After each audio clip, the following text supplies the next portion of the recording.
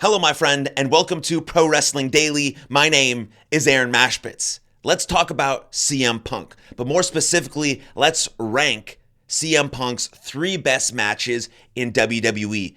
But before we do that, I would like to mention his best match since coming back to WWE, I think, in my opinion, is the strap match with Drew McIntyre. That was a really good feud, but the best match he's had since returning to WWE is that strap match with Drew McIntyre. We've also seen him have 2 really good matches on Monday Night Raw since debuting on Netflix, which included one for Seth Rollins, but I think the better one and one of his best matches since returning to WWE was the one for Sami Zayn. Sami Zayn is also incredible, but the chemistry he had with CM Punk on that match was great, and it also qualified him for the Elimination Chamber, which is building the story of him potentially finishing his story of main eventing WrestleMania. And so I think that's important to note as we start to rank these 3 best WWE matches of CM Punk. So let's jump in to number 3, which is CM Punk versus Daniel Bryan at Over the Limit 2012.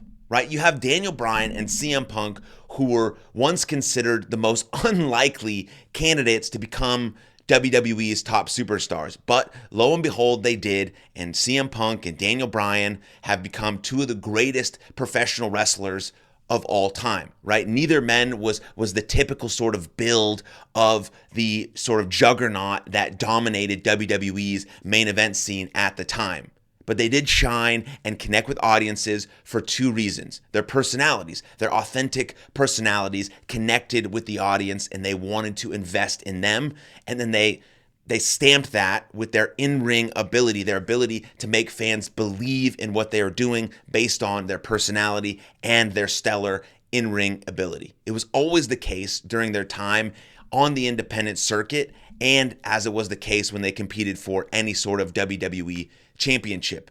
This was yet another night, though, where Punk's WWE title bout did not main event the pay-per-view. And I think this is interesting to note because we know heading into WrestleMania 41 that CM Punk wants to finish the story, and that's main eventing WrestleMania 41. All of these little things that happen in his first run with the company are fuel to this type of fire. And I think it's interesting to think about to add to the whole arc of the CM Punk story. But even though they didn't main event, it was another opportunity he had to steal the show, and he had no problem doing so with his, former Ring of Honor alum and one of the greatest professional wrestlers of all time. So that's number 3. That's CM Punk versus Daniel Bryan.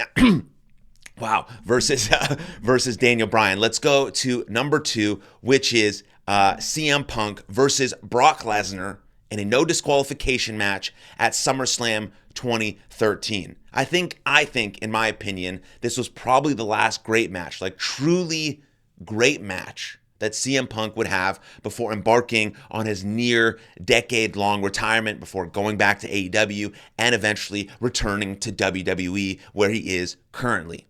We'd still, after this match, we'd still have about 4 months remaining until exiting the company, and this would prove to be one heck of a match to go out on because, again, I think this was truly his last great match in the company, right? It was in the final wow. It was in the final year where Punk was like notoriously burnt out. He was injured, but in this match, he seemed visibly motivated to go, and perhaps he was for the last time before his exit because he was staring down, the former UFC champion, the former WrestleMania main eventer, and so I think he just was motivated to prove himself, and that was really his driving force continually throughout his run. Because again, I said, no one considered him to become a top star, and so he was always motivated to prove people wrong, and that's continuously what he did, especially in this match versus Brock Lesnar in this no DQ match, right? And then you have the free range use of weapons, always added a special caveat in this type of match, and then of course you have the X factor of Paul Heyman, but in the ring, the match was simple. The story was simple. This was David versus Goliath.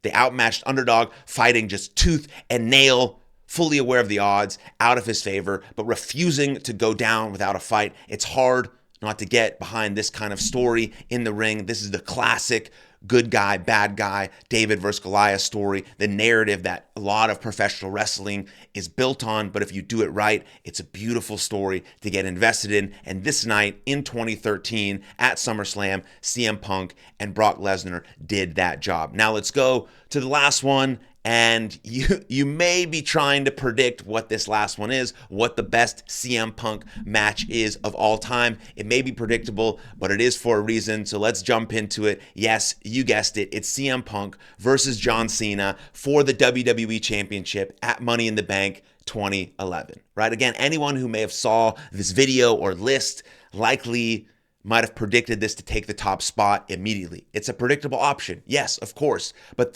some things are predictable because they always stand out as the best option, and this match has stood the test of time. So this instance is no different. It's why the number one, the best CM Punk match of all time, in my opinion, is CM Punk versus John Cena for the WWE Championship at Money in the Bank 2011. It's a match that it's not just a match. It's a match and a storyline that changed the trajectory for a lot of things in WWE off the strength of this match alone, because as good as it was, like, it just changed things in WWE. Because more importantly, this was a make or break moment for CM Punk. He was coming off the heels of the pipe bomb, which sparked immense, renewed interest in WWE fans, old and new. And he was also challenging for the title in his hometown against the company's top star, which is, potentially foreshadowing for things to come at WrestleMania 41.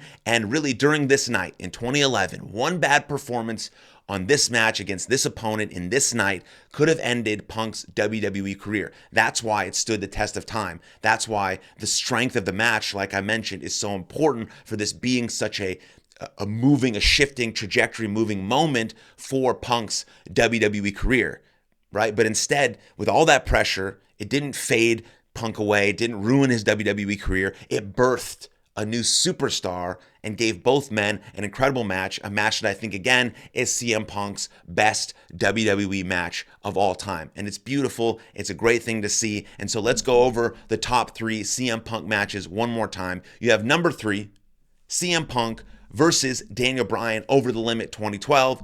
Number 2, CM Punk versus Brock Lesnar, no disqualification match at SummerSlam 2013. And the best CM having issues with my voice today. Stick with me. And the best CM Punk match of all time is CM Punk versus John Cena, WWE Championship at Money in the Bank 2011. So I mentioned John Cena, I mentioned finishing the story, I mentioned main eventing WrestleMania 41. So here's something that just crossed my mind that potentially could happen. I don't think it will happen. It's very, very, very far-fetched, but I'm going to throw it out there on the internet just in case it does happen. I can say I was right. So the whole CM Punk thing is about finishing the story. John Cena is about winning that 17th world title. So right now you have a couple things brewing. You have, Rollins versus Reigns versus CM Punk brewing. You have potentially, if John Cena wins the Elimination Chamber, you have John Cena versus Cody Rhodes brewing. And then mixed in all of that is the Paul Heyman favor. And the history with CM Punk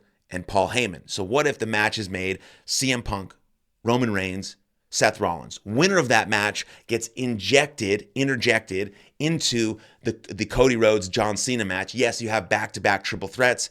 Maybe that's not great, but essentially, if that were to happen, CM Punk would win that triple threat because Roman Reigns and Seth Rollins would be too busy doing whatever they're doing. The favor would happen with Paul Heyman to help him win that match. CM Punk would win. He would get interjected into the match with John Cena and Cody Rhodes. Now you have Cody Rhodes versus John Cena versus CM Punk. CM Punk technically finishes the story because he main events both nights. That's going to main event night 1, and the John Cena, Cody Rhodes, CM Punk would main event night 2. He finishes the story. He main events both nights, and we get to finish the story of John Cena winning the 17th world title because he beats both of those guys at WrestleMania 41 to become a 17-time world champion. And there you go. Boom. Everyone's happy. It's perfect.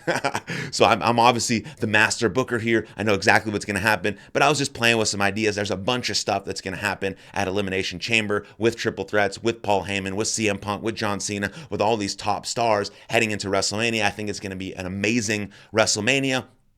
And I'm excited to update this CM Punk list with matches from 2025 and potentially 2026 as CM Punk continues to evolve and have this great second run with WWE. So that's all I have for you today on today's video. Let me know what you think. You agree, disagree? What are your favorite CM Punk matches? What are you thinking about WrestleMania 41? And then please like and subscribe to this video and share with every single wrestling fan you know on the planet so we can grow this channel together. And that's it. That's all I got for you. Lots of love. See you guys next time.